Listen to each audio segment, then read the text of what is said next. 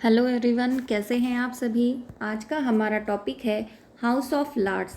House of Lords क्या है?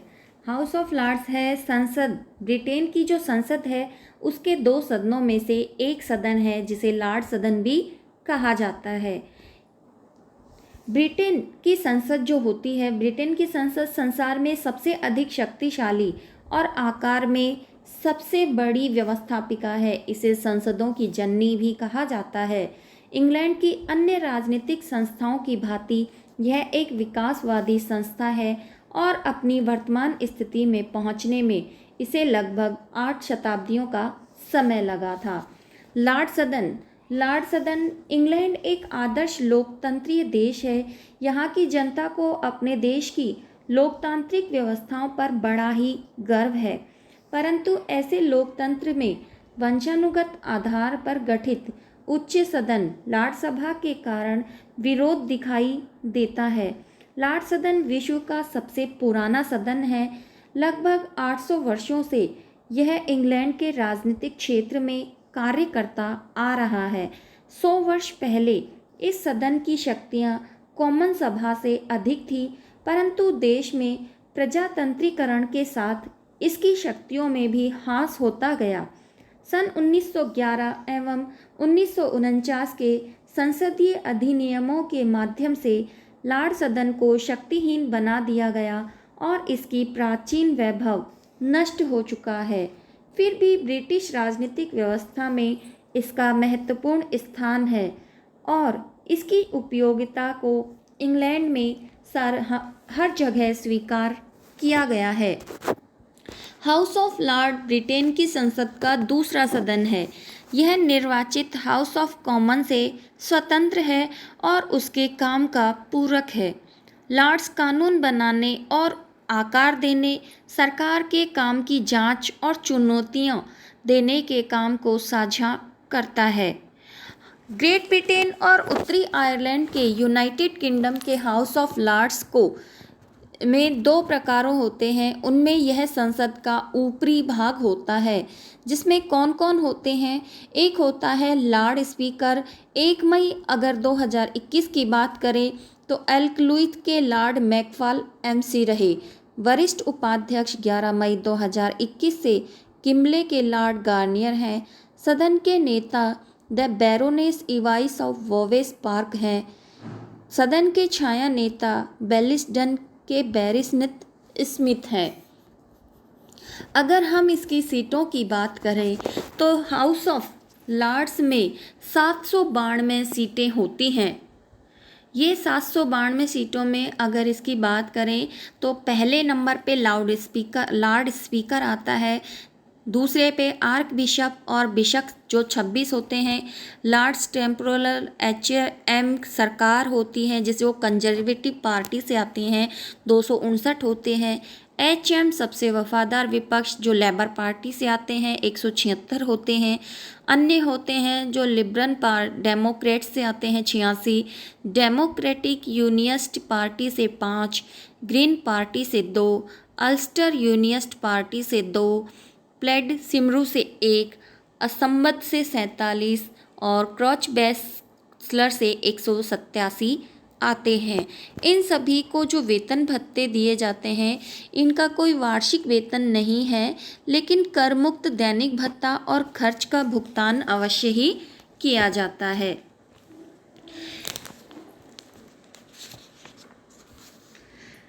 Lord सदन या हाउस ऑफ लॉर्ड्स संसदीय अधिनियम 1911 तथा संशोधन अधिनियम 1949 के पास होने से पहले लॉर्ड सदन और कॉमन सदन दोनों को ही एक समान शक्तियां प्राप्त थी।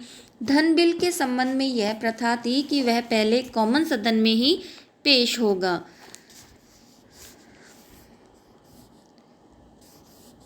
परंतु कोई भी धन बिल और साधारण बिल तब तक सदन के पास नहीं समझा जा सकता जब तक कि दोनों सदन अपनी स्वीकृति नहीं दे देते। परंतु इस एक्ट और संशोधन अधिनियम के पास होने के पश्चात भी लॉर्ड सदन की शक्तियां बहुत ही कमी कर दी गई और साथ ही कॉमन सदन की शक्तियों में बहुत ही वृद्धि हो गई। मुख्य रूप से अगर हम देखें तो लॉर्ड्स की 3 भूमिकाएं निभाता है: कानून बनाना, सार्वजनिक नीति पर गहन विचार करना और सरकार को हिसाब देना। सबसे पहला है कानून बनाना। कानून बनाना सदस्य अपने आधे से अधिक समय विधेयकों पर विचार करने में व्यतीत करते हैं। कानून बनने से पहले सभी विधेयकों पर संसद के दोनों सदनों द्वारा विचार किया जाता है। कई चरणों के दौरान सदस्य संसद के अधिनियम बनने से पहले प्रत्येक बिल की लाइन जांच करते हैं। इनसे कई बिल कल्याण, स्वास्थ्य और शिक्षा जैसे क्षेत्रों को कवर करते हुए दैनिक जीवन को प्रभावित करते हैं। दूसरी है सार्वजनिक नीति पर गहन विचार करना। सदस्य सार्वजनिक नीति की जांच करने के लिए अपने व्यापक व्यक्तिगत अनुभव का उपयोग करते हैं। इस काम का अधिकांश हिस्सा चुनिंदा समितियों में से किया जाता है। विशिष्ट नीति क्षेत्रों पर विचार करने के लिए नियुक्त छोटे समूह होते हैं। 2016-17 के सत्र में हाउस ऑफ लॉर्ड्स की चयन समितियों ने 6 दिनों में 6 barricades report, great repeal bill, प्रत्यायोजित शक्तियाँ, बच्चों और इंटरनेट और स्वायत्त वाहनों के साथ ब्रेक्सिट प्रक्रिया सहित विषयों पर 41 रिपोर्ट तैयार की। कई चयन समितियों की बैठकों में क्षेत्र में काम करने वाले विशेषज्ञ गवाहों से पूछताछ करना शामिल है जो जांच का विषय है। ये बैठकें जनता के लिए खुली हुई हैं। अगर लॉर्ड सदन की शक्तियों की बात की जाती है तो लॉर्ड सदन को मुख्य रूप से कुछ शक्तियाँ प्राप्त हैं, जैसे कि विधायी शक्तियाँ, वित्तीय शक्तियाँ, कार्यपालिका शक्तियाँ, न्यायिक और बहस करने की शक्तियाँ। सरकार को हिसाब देना। सदस्य संसद में प्रश्नकाल और बहस के दौरान सरकार के काम की जांच करते हैं, जहां सरकार के मंत्रियों को जवाब देना चाहिए। 16-17 के सत्र में सदस्यों 7380 मौखिक और लिखित सवालों और सामयिक मुद्दों और से लेकर सार्वजनिक नीति पर बहस के साथ 154 खाते में सरकार आयोजित पुस्तकालयों और स्वतंत्र किताबों की दुकानों की भूमिका करने के लिए NHS और सामाजिक सुरक्षा पर बैरिकेड्स के प्रभाव, व्यापार के दौरान कक्ष को देखने वाले दीर्घाओं में जाने और बैठने के लिए जनता का स्वागत है। अगर हम लॉर्ड सदन की उपयोगिता की बात करें तो लॉर्ड सदन को समाप्त करने के पक्ष में कहा गया है, लेकिन फिर भी इस सदन का अपना कुछ महत्व है। लॉर्ड सदन अंग्रेजों का रूढ़िवादी स्वभाव है। लॉर्ड सदन को समाप्त न करने का जो मुख्य कारण है वह अंग्रेजों का रूढ़िवादी चरित्र है। वह सदा ही अपनी प्राचीन संस्थाओं से प्रेम करते हैं और यदि उनमें कुछ त्रुटियां आ जाती हैं तो उन्हें दूर करके उस संस्था को बनाए रखते हैं, ना कि समाप्त करते हैं। लॉर्ड सदन होने का एक फ़ायदा यह भी होता है कि इससे बिलों पर पुनर्विचार करना संभव होता है। पूर्ण और स्वतंत्र वाद विवाद संभव है। देरी करने वाला सदन है। कहने का अर्थ यह है कि दोबारा से अगर किसी सदन में कोई विवाद या बिल जाता है तो उस पर दोबारा से विचार विमर्श होता है। यह कॉमन सदन के बोझ को हल्का करता है। योग्य व्यक्तियों की सेवाओं का लाभ प्राप्त होता है, क्योंकि हाउस ऑफ लॉर्ड्स में बहुत ही पुराने व्यक्ति होते हैं जिनकी संख्या भी बहुत अधिक होती है। योग्य व्यक्तियों की सेवाओं का लाभ ले सकते हैं। कॉमन सदन की निरंकुशता पर रोक लगाई जा सकती है। सभी प्रजातंत्रीय देशों में दूसरा सदन होता है। सभी अगर देशों की बात की जाती है तो उस दौरान यह देखा जाता है कि लगभग सभी जो लोकतंत्रीय देश हैं उनमें 2 सदनों की व्यवस्था की गई है। अब इसके बाद है कि लॉर्ड्स में क्या बदलाव आया है।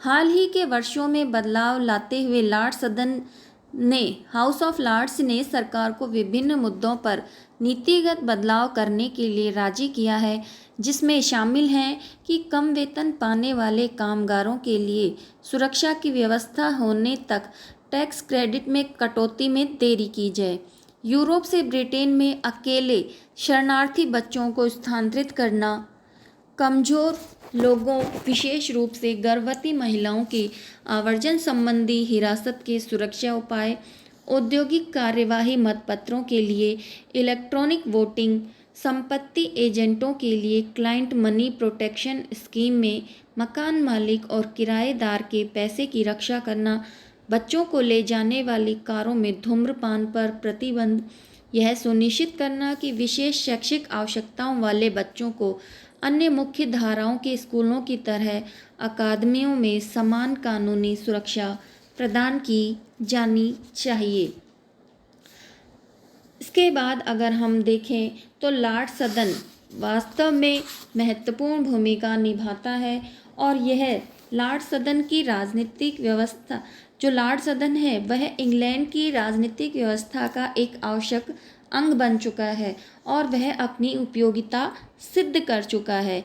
इसके कार्यों के बारे में मुनरो ने भी कहा था कि यह अवित्तीय विषयों पर विचार करता है और उनकी जांच पड़ताल करता है। अवसर पड़ने पर इस बात पर भी बल देता है कि ऐसे बिलों को कानून बनाने से पहले सार्वजनिक वाद विवाद के काफ़ी समय दिया जाए। वह शांत चित्त से सोचने के लिए बाध्य करता है और उत्तेजना को शांत होने का अवसर देता है। Thank you. आज का हमारा ये वीडियो यहीं समाप्त होता है। लॉर्ड सदन के हाउस ऑफ लॉर्ड्स के बारे में आपको जो जानकारी दी उसके लिए धन्यवाद।